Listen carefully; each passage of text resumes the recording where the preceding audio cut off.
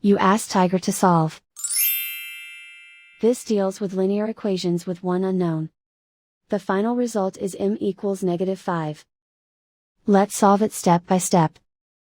Swap sides. Group all constants on the right side of the equation. Add 11 to both sides. Group like terms.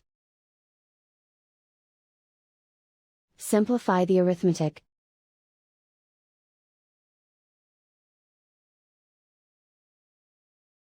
Isolate the m. Divide both sides by -9. Cancel out the negatives.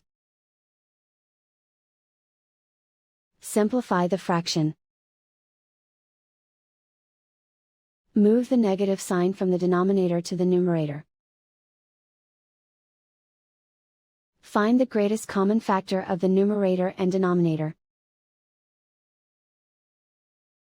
Factor out and cancel the greatest common factor.